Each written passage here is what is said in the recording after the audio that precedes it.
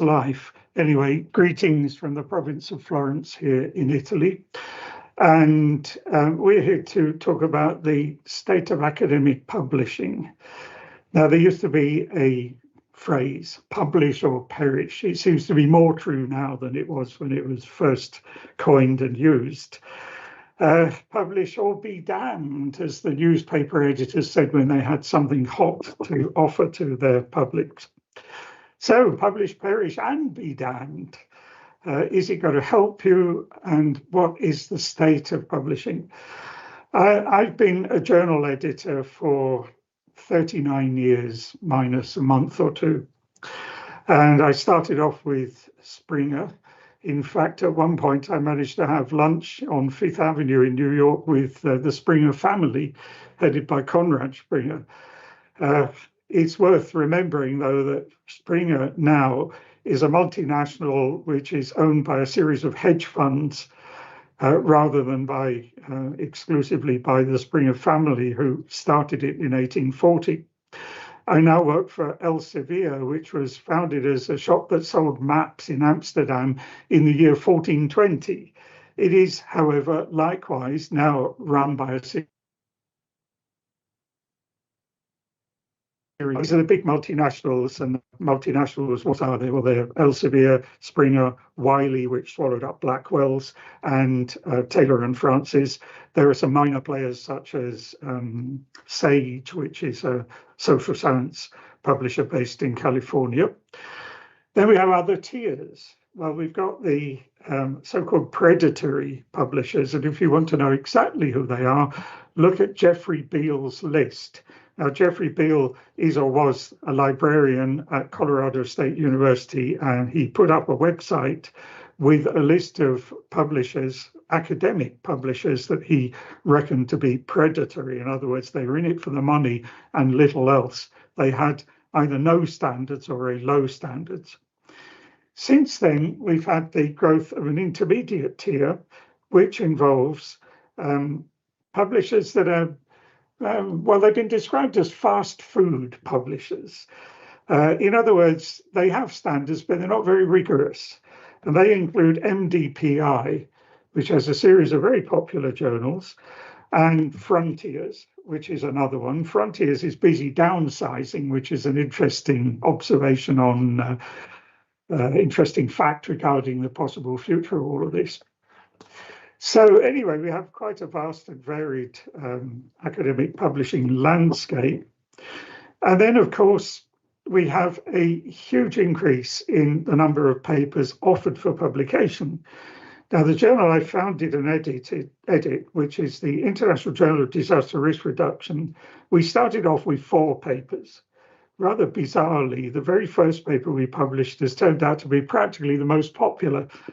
But at least that was a good kickstart. Last year, indeed, 2022, we had 2,700 submissions. 2023, we had 3,775. Now, is it going to keep going up, or is it going to stabilize, or is it going to decline?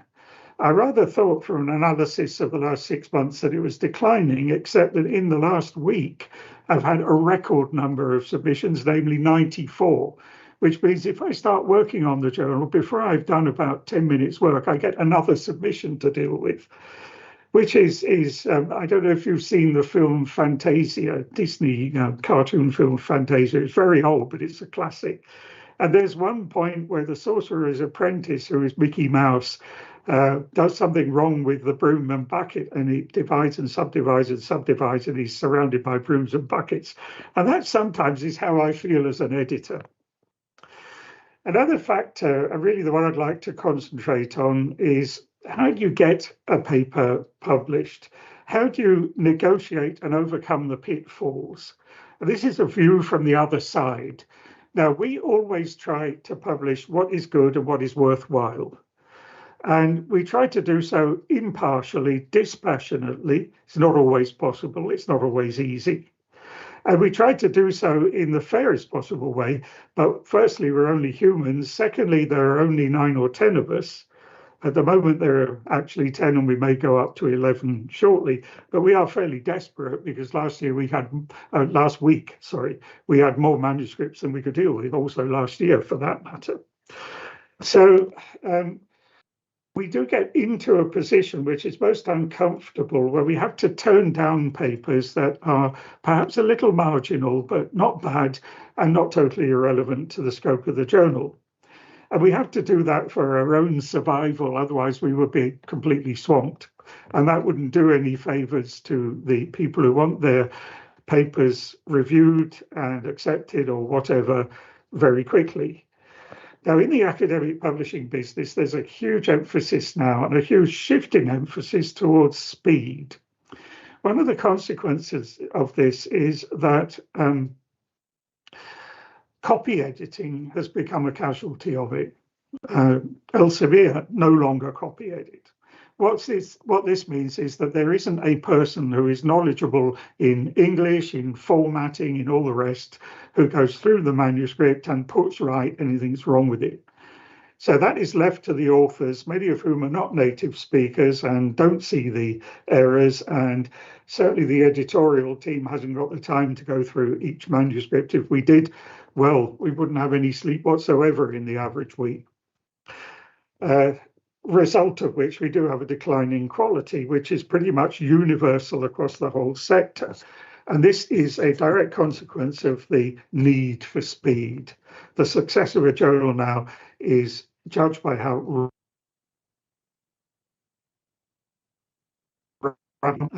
printed journals are going out of fashion very, very rapidly, everything digital.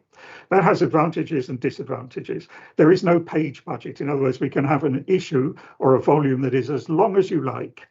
In fact, with the IJDRR, we had a volume that had 127 papers in it. Goodness knows who reads them all. But anyway, our average, we publish about once every 6 weeks, is of the order of 37 to 39 papers before we go into the next issue. And that is done via the open container model, which means that anything that's accepted goes straight into print. There's no longer pages 1 to 600. It's pages 1 to the end of the article. The article has a reference number, and of course it has a DOI, a digital object identifier.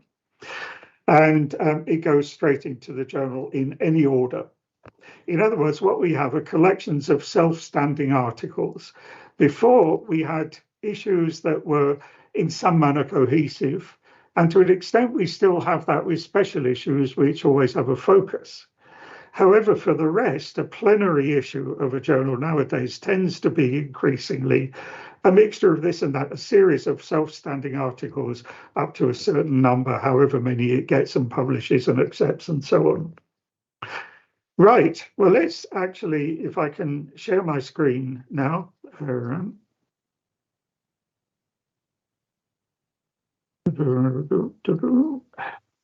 View. I'm looking for that. Oh, here we go, share.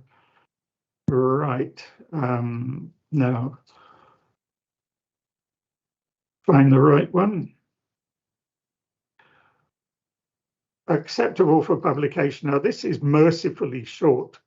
I actually have a presentation of about 48 slides, which surveys the entire field, but I will spare you that.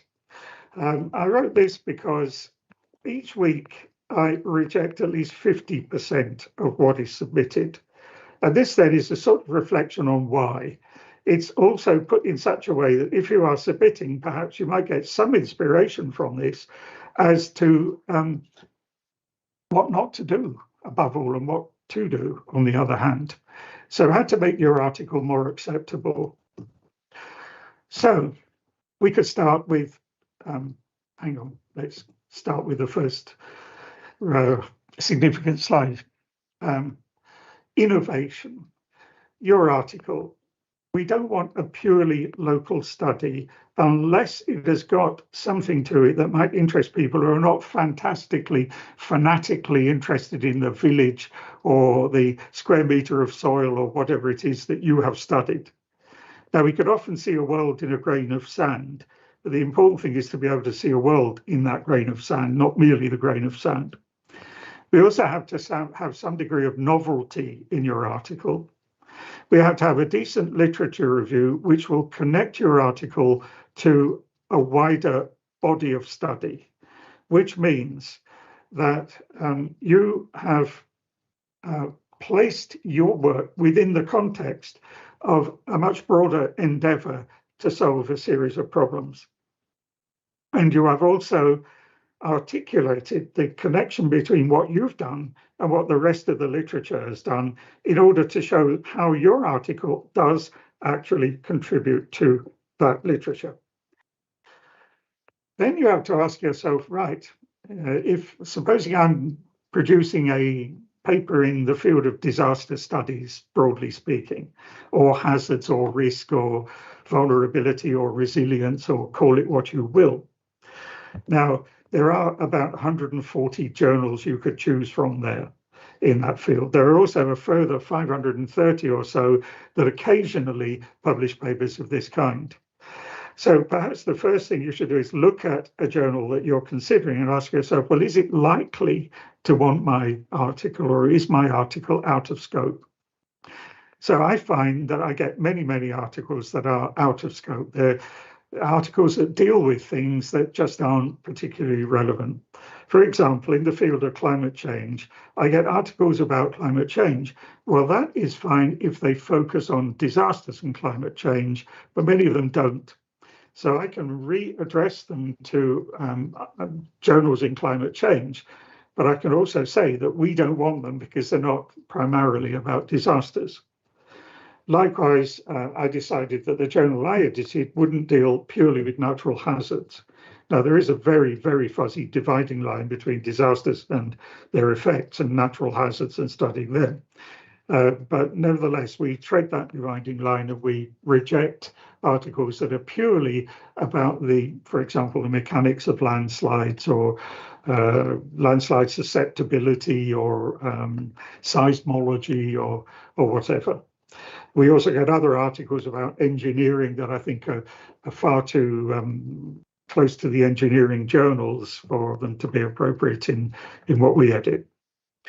Now, you do find, if you look at the 140 journals in the field, that editorial policy varies a lot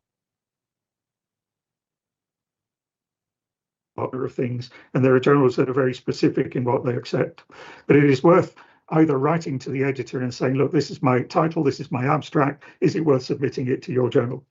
Or alternatively, simply deciding for yourself whether the journal takes the kind of thing that you're doing.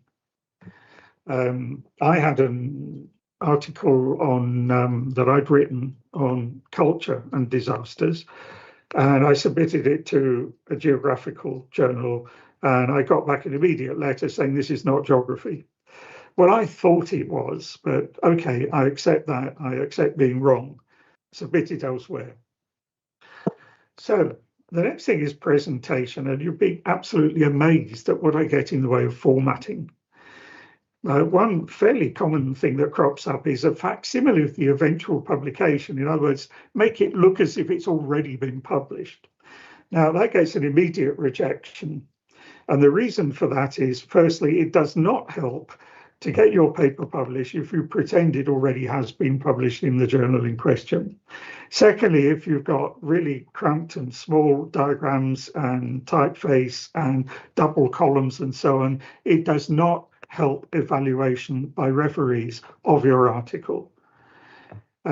Instead, what we want are carefully laid out articles with a decent margin, double spaced, no double columns, single columns, page numbers and line numbers if they're not automatically provided. So good formatting means double space everything, including the abstract, add page numbers, line numbers if necessary. It does help. It saves the referee having to say, well, which page are we on? And I have to count the lines from the top of the page to say exactly where I'm aiming for. We need an easy to read type font. We need things to be consistent, which includes the headings and subheadings and the references. and the abstract, I get an awful lot of articles that have got the wrong abstract. And what does that tell me? They've been rejected by another journal that has a different style of abstract for whatever reason. And almost certainly that is the case. But it is a sign of professionalism to do things right, to read the instructions to authors, to see how things should be formatted and do it properly.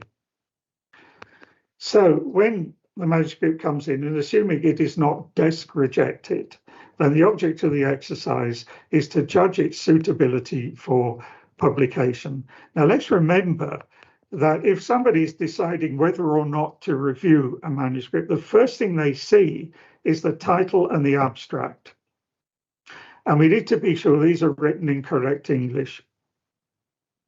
I know it's hard. We do make allowances for people whose native language isn't English, right? Fair enough. But the point is that if you see something with this glaring spelling error, for example, one paper actually got published with coastal in the title, spelled C-O-S-T-A-L, for which I am extremely ashamed. But if you're planning whether or not to review something and you see that there are tremendous grammatical errors in it, it really doesn't warm you to the paper and induce you to go ahead with the review, which is potentially quite a bit of work.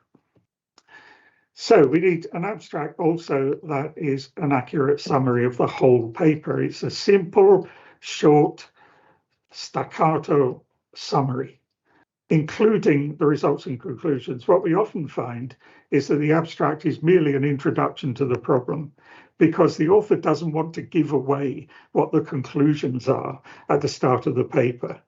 And that isn't good enough. That also is a red flag to anyone who might review the paper. And what you want is for the reviewers to start off in a positive frame of mind, not a negative one. Right, and of course in the right format. Some formats include dividing the abstract up into what it's about, what the analysis involves, what the methodology is, and what the results are, what the significance is. Other journals use an abstract that is a single paragraph of, say, 250 words. Language. So linguistic errors tend to be an enthusiasm killer. I often find that the language improves as you go on reading the paper. Good enough, but could please authors go back and rectify the language at the beginning of it? And bad English does tend to lower the opinion by editors and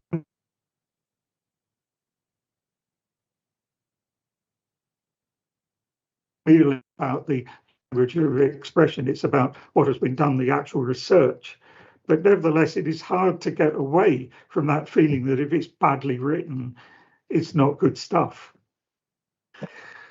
And then we've got the plagiarism epidemic. And this is quite a remarkable thing. Now, I can't really tell whether this is a huge increase or not. And the reason I can't tell it is because we didn't have the means to detect it in previous years. But for a few years now, we've had Crosscheck and its ancestors, which is an enormously powerful program that seems to have eaten everything published in the academic world and can do comparisons. Now, what it can't do is say whether things have been translated directly from another language, but it can find copy and paste, or it can find bits lifted out of other works if they are in English, and it frequently does so. So in fact, if more than 15% is similar, according to the Crosscheck report, I start looking carefully at whether we can say there is or there is not plagiarism in an article.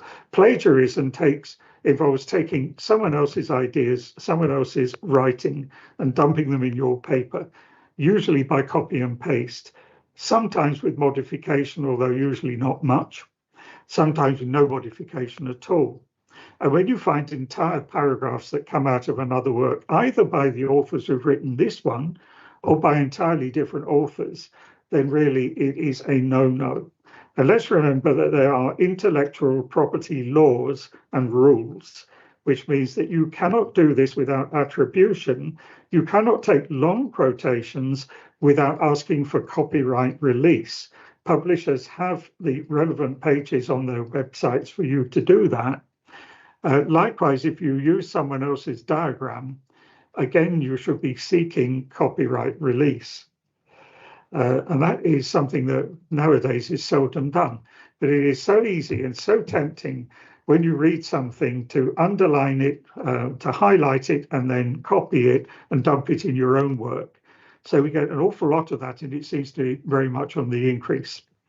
As an editor, my response to that is to reject the paper with a very polite message saying that, look, this transgresses the rules of academic publishing. You're not allowed to do this. Your paper is therefore rejected. Some come back and say, look, can I resubmit it if I get rid of all the similarity, which I suppose they can. Fair enough. Mostly I never hear from the authors again.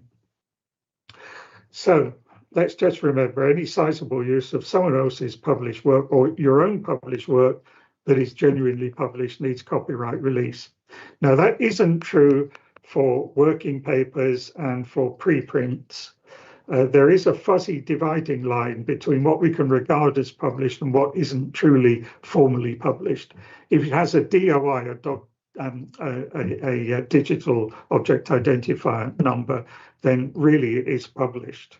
Or if it has an ISSN, an international serial number, again, published. And the rest is in fact not legal if you're using intellectual property.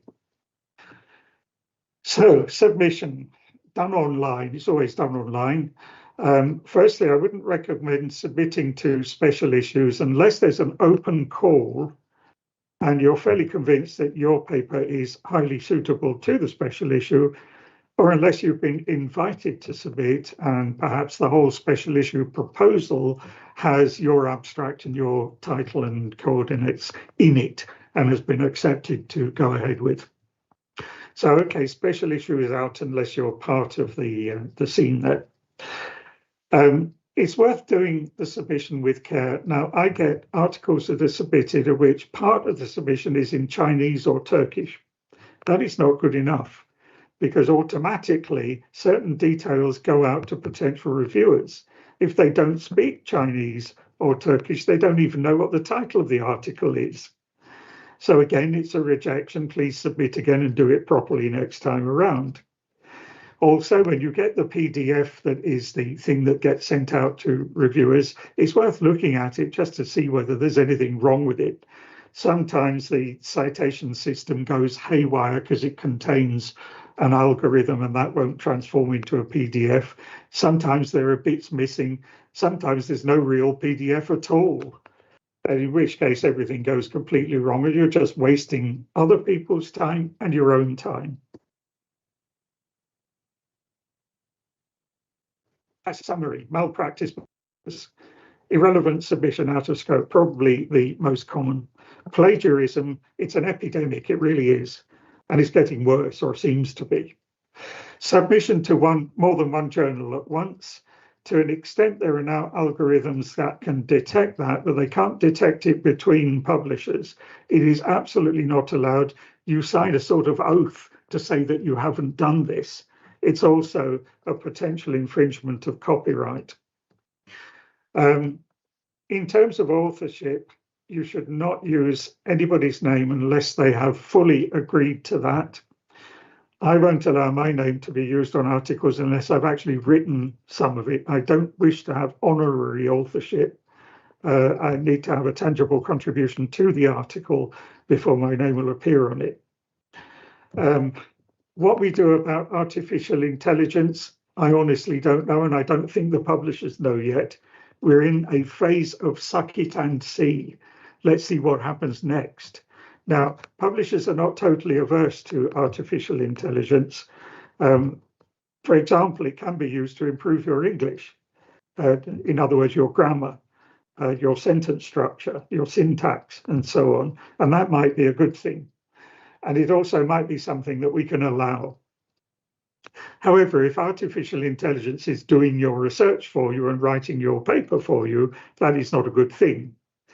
Now, the people who produced the cross-check algorithm said last April 2023, that they were going to issue an algorithm that would detect whether a paper has been fully or partly written by artificial intelligence.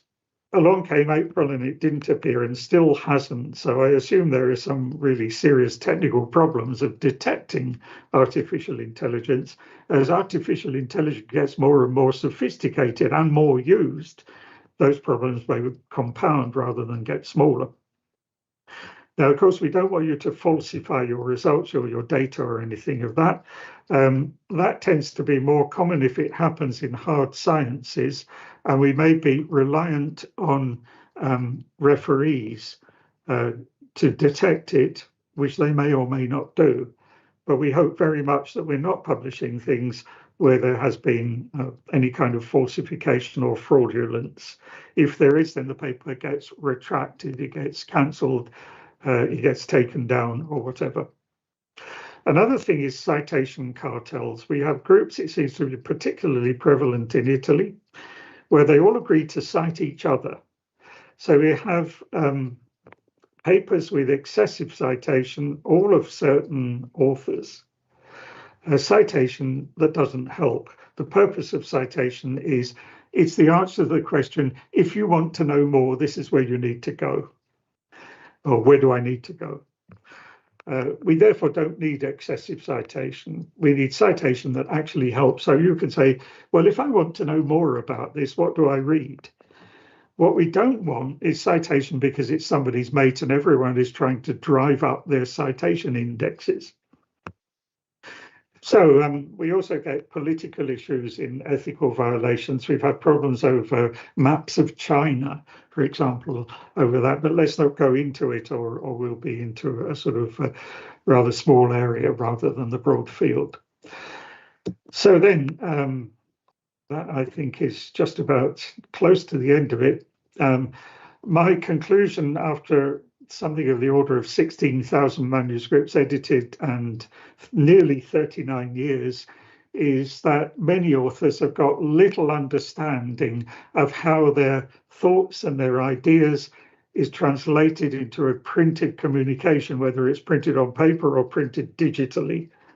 That is a pity. We all need to know more about the processes, the cerebral processes and the mechanical process of getting your work into some form of print. But, you know, let me mention the US Geological Survey. Now, when they send articles for publication, wherever the articles go, they cannot just do that. Their articles absolutely have to go to their publication office first. Now, the office may not interfere in any way with the science in what they write, but they really do make sure that the article is appropriate, properly prepared, looks professional. And the result is, if you look at authors' names and it says USGS, you can absolutely guarantee that you're not going to have formatting problems. You're not going to have badly formatted citations or whatever. Things are going to look good. Whether or not the article is accepted or rejected or whatever on scientific grounds, at least the basics before we get to that are going to be A-OK. And I'd like to see, of course, more of that. I try to follow that rule in my own paper submissions. Make them readable, make them good, make them look as if I mean business. And yet so many authors don't do that. They sling their work in any old shape. And that simply is not good enough. So thanks for your attention on that. And I'd be very happy to enter into a debate with you about that whole process. Thank you, Professor Alexandra, for a very insightful presentation. Any questions, either raise your hand or put them in the Q&A section, and I'm more than happy to read them out. Whilst we wait, I actually have a question about sometimes about structure. What are your thoughts about people who put methodology at the end of the publication rather than up front? I really think that, well, I can't answer for the thousands of referees we use who may all have very different ideas about this. It's not something that would cause me to desk reject an article. Absolutely not. I think it rather depends on how things naturally determine themselves.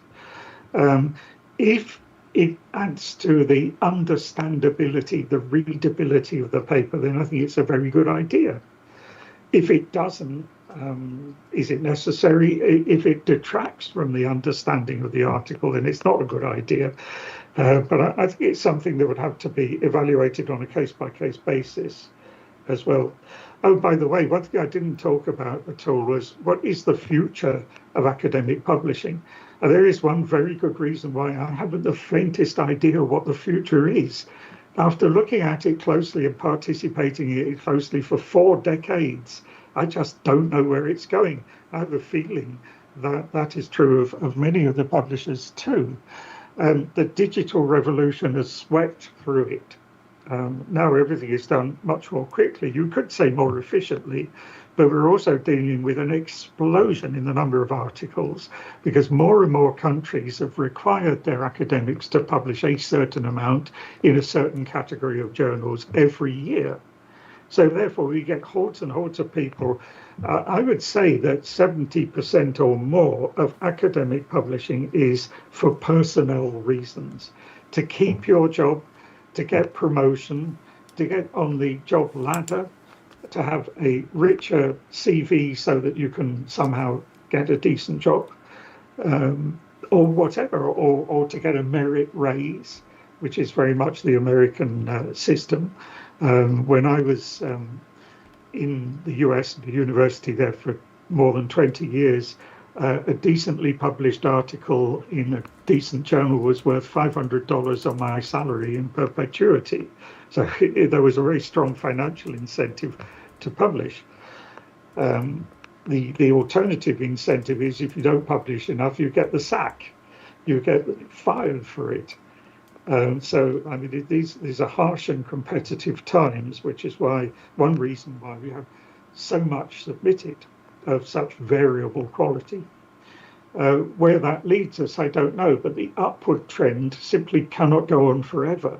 So the question at the moment is, do we still have an upward trend or are we beginning to peak out? And secondly, what comes after that? Does it stabilize? Does it go down? Are there going to be monumental changes? Elsevier had a project called the Article of the Future. I think it wound down in the end. It was mostly, though, about tweaking the article of the present. But what if the standard scientific article, invented in 1665 and still in roughly the same format, ceased to be? What if instead we had an entirely different way of communicating our subject?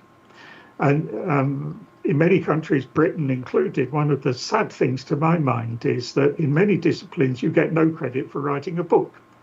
The assumption there is that a book is purely divulgatory. In other words, it's a rehash of existing knowledge. Well, not necessarily, not at all.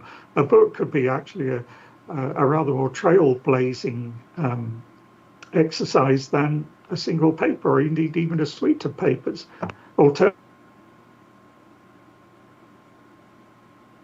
search for a suite of papers. It could be perfectly cutting edge, and yet the protocol is that you don't get credit for it unless you're in certain social sciences, where it is habitual to publish books, to write and publish books. That's a great shame. It chops up science into bite-sized chunks in some ways. So where's it all going? Don't know.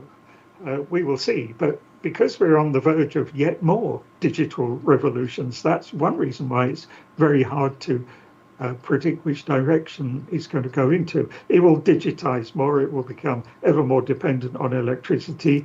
It will globalize more. For example, the people I work for as an editor are based in editorial Beijing, training Ireland, some degree of oversight from Oxford in the UK, but more from Amsterdam. The practical stuff is all done in Chennai in India. So in fact, we're mostly shuttling our messages between Beijing, India, and our editors, who are based in the US, Canada, Italy, Indonesia, etc., etc., the UK, and all of that. Truly a global exercise, but in fact, it has more or less decoupled itself from actual physical geography as an enterprise. Whereas, of course, before you might actually take your paper down to the printers or at least mail it by snail mail. When I started in 1985, you used literally to stagger down to the post room with a giant heavy box full of papers to send out for review or to send to the publisher in New York City. Everything was done by snail mail or telephone. And that was it. Yeah. We've got a question in the Q&A, and it's from, is it Shizuya? Are you there? You want to ask the question? Yeah, it's Sushila. Hi, everyone. Thank you, Alexander, for the wonderful presentation. And I'm doing PhD by paper, so it's like my prime role to publish. And this will be my first experience of publishing. So I got a lot of inputs from many different people. As somebody suggests that don't aim for a higher journal because it's your first time publishing and you are just publishing your PhD articles. And somebody says go for a mid-range one or a regional paper because I'm doing a study on Nepal. So I'm a little bit confused and I want to have your opinion as well, like how to find the list of journal, like the categories which are top and which are in the middle. Or is there anything like this, like for the PhD based paper that is publishing?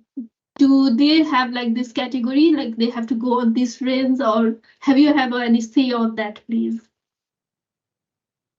That is a very pertinent question, a very important one, and I've quite a bit to say about it. A word of advice: if you are young, new, starting out, or still a student, don't say so in your submission. You are you. That's all that matters. Your status as a person submitting an article to an academic journal is exactly the same as that of a Nobel Prize winner. And let's always remember that. You are not to be judged on whether or not you're a neophyte or a student or anything else. You're to be judged on your paper. So don't say who you are in that respect. It won't help you in any way. It might cause someone to have some degree of prejudice against you if you're young or a neophyte or whatever. But what matters is the paper itself. Now, it is difficult. Actually, one of the three first papers that I published was in the American Journal of Science. It was one of the oldest and most distinguished journals in the USA. I was absolutely amazed that they accepted it, but they did. I think you've got to try and decide for yourself, is it good enough? I think you want exposure. Therefore, is it likely to be read? Is it likely to stimulate someone's interest? Is it likely to be respected? Now, if you publish in one of the predatory journals, probably not. It might be respected on the basis of what you have to say, but not really on where you're submitting it. Now, there is a thing called bibliometry. For example, there is the impact factor. Now, you could say to decide whether to choose a journal or not is how big is the impact factor? Well, firstly, there's been a lot of inflation in impact factors recently, so it's quite hard to assess this anyway. The impact factor is supposedly a measure of how often articles in the journal are cited, divided by the number of articles that are published in the journal. It's as simple as that. Now, I actually don't think that bibliometry, of which the impact factor is the number one index, is any use. In fact, I think that it is injurious, irrelevant, potentially dangerous, and counterproductive. I think we shouldn't judge journals or papers on the basis of a set of numbers.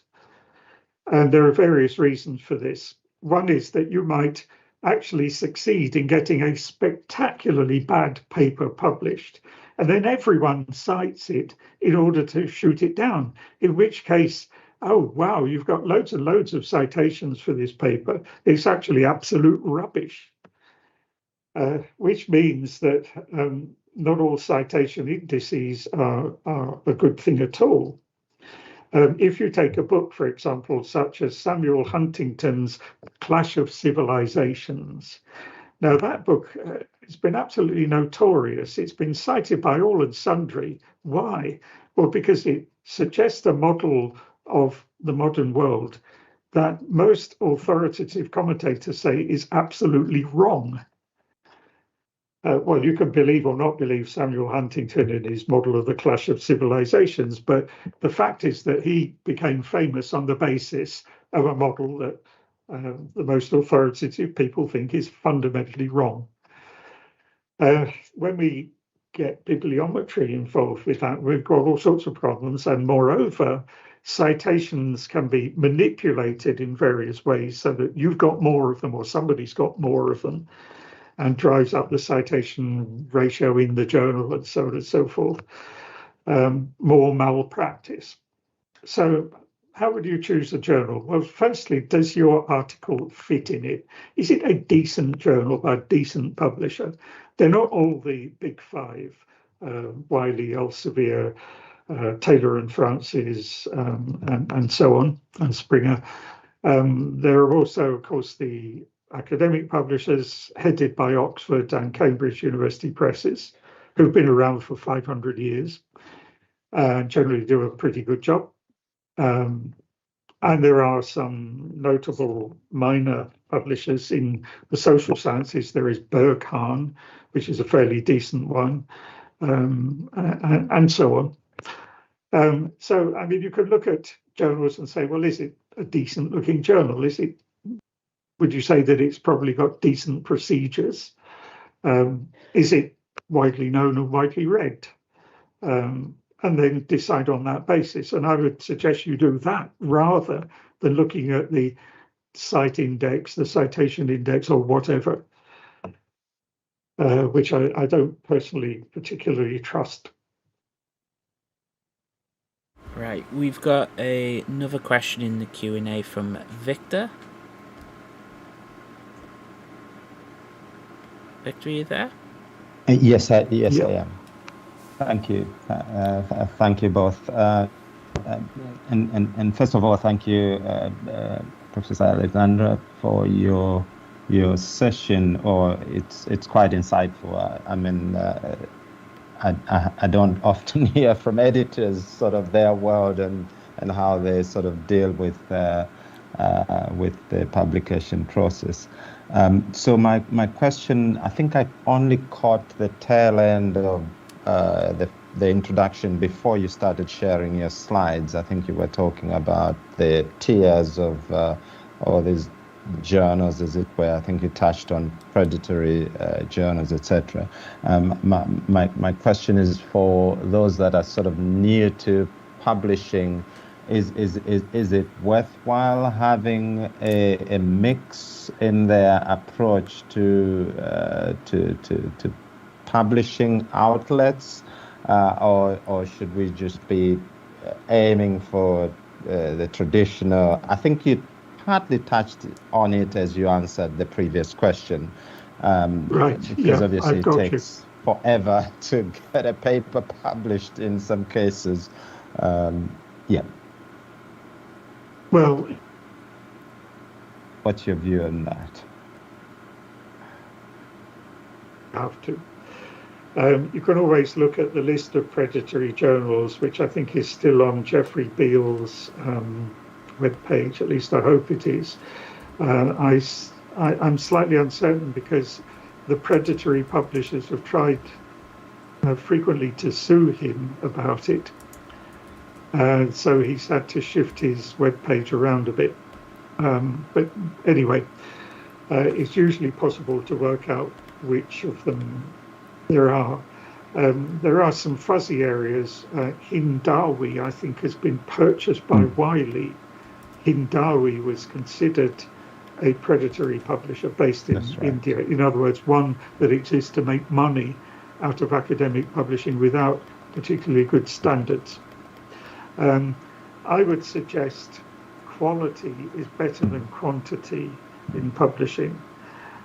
People are admired because they're prolific, but they really ought to be admired because they've done something really good. Also, I think it's better not to shingle, which is an American term meaning shingles are roof tiles and they overlap, you know. And you've got your least publishable unit where you've got your last publication, you take something out of it, you add something to it, and hey presto, you've got your next publication. I think really what we ought to have is a publications that are not so copious, but better done. They are good self-standing papers in decent journals. And they're not all the same. They're not minor differences of facet on the same piece of research.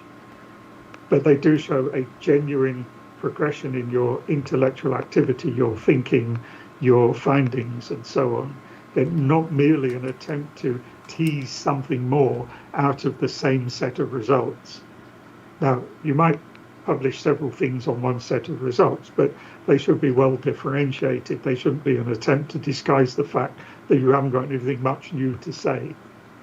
And if I were evaluating a person for a job or whatever, and looking at their list of publications, I personally would look not at the number of publications, but at what they are and what they tell me about the person's intellectual activity. Are they all very, very similar? Are they all in the same journal? It's not a bad idea to publish in different journals where you might reach a different audience, always bearing in mind the quality of the journal. Are they in rock bottom journals where all you have to do is pay your $800 or something and you get your publication? Bearing in mind that in one of the MDPI journals, for example, I did a review. I pointed out a fatal flaw in the paper. The paper was simply not valid. 6 months later, it was in print. They published it anyway. No revision in it at all. And that is not a good sign. From then onwards, I haven't done any reviews for MDPI. I don't intend to, if that's their attitude. Nor would I place any of my papers with them. So these are instances where a bad experience rather puts you off. A lot also depends on how the editorial team actually put their backs into the editorial process. To a well-known Wiley journal, well-established and good quality, I sent a paper and it was a year before I got a reply from them. Of course, I could have pestered them a lot more, but I had other things on my mind. Eventually, they turned it down, but they didn't do the process in full. They simply sent me a letter saying we're not going to publish this. I didn't get any reviews back from them either. I get the impression that they didn't send it out for review during that year. Well, we all have that sort of problem. I've had to deal with editors who've simply let things languish, and then I've had to go back and look at all of their papers, take them up, and deal with them myself, often with huge delays. But what we want is a well-run journal where things are done not necessarily with tearing haste, but at least with reasonable amounts of time. So if you have submitted something and you feel that you're not getting it reviewed and so on in a reasonable amount of time, you can always write to the editor and say, hey, what's going on? And some publishers also have the ability of the author to find out at least how many people have been invited and who's accepted, how many people have accepted to review it. By the way, I'm not personally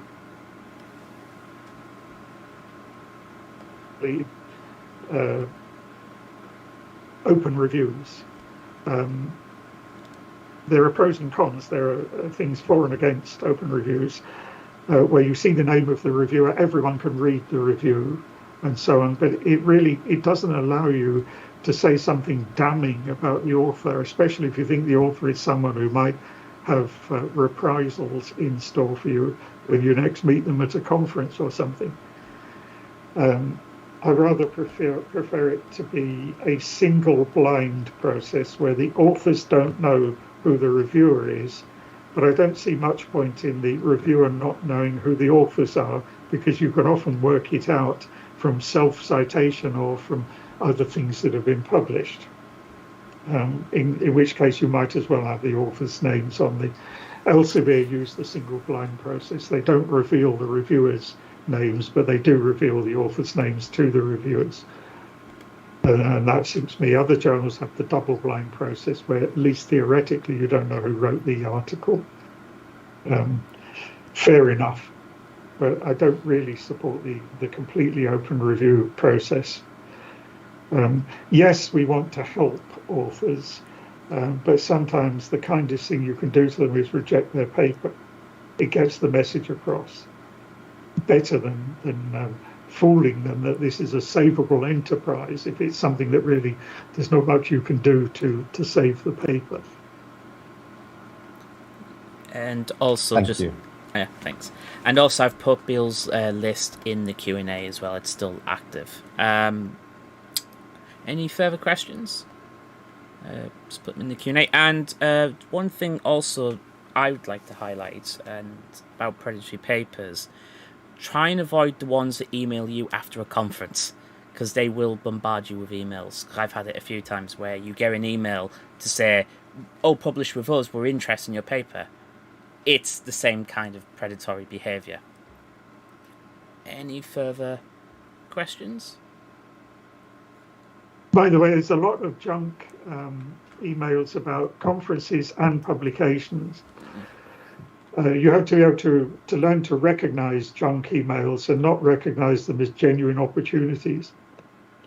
Especially when they say, yeah, we'll publish your paper and here's a bill for $1,500.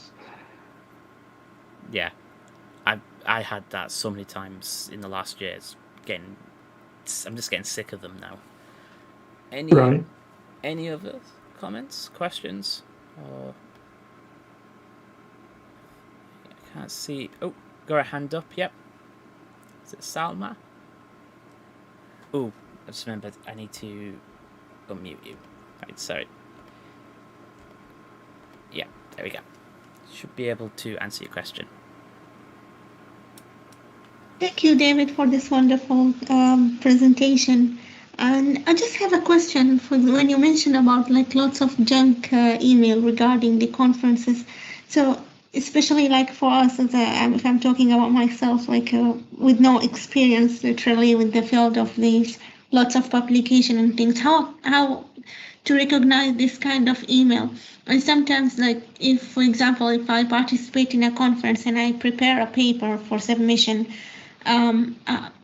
is it that I have to submit a paper, the publication paper within certain period of time, or is just like an abstract submission and I can like submit it to another journal?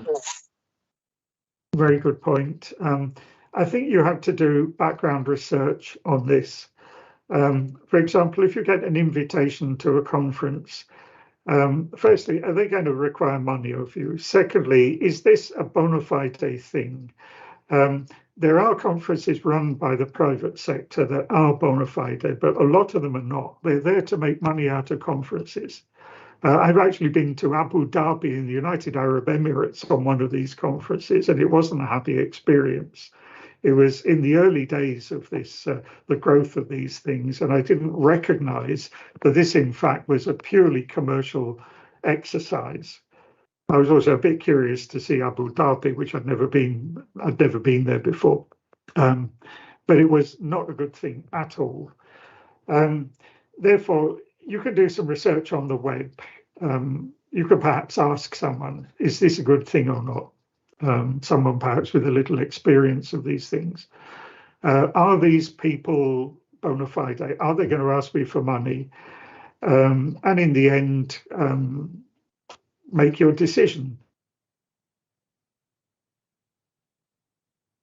In the city of Bologna, it was a world conference run entirely by a private company, but it was run on behalf of IEEE, which is a gigantic world learned society association with dozens of journals, and is bona fide, it's kosher, it's fine, it's all right. So initially I thought, well, this is another junk invitation. But when I saw who was involved and who it was for, I realized that in fact this was in fact serious. And in fact it all went very well. I got my travel expenses paid, and etc. So it was okay, but it is worth looking into so that you don't get fooled by these things. Background study and look at websites and so on. Ask for some advice or whatever.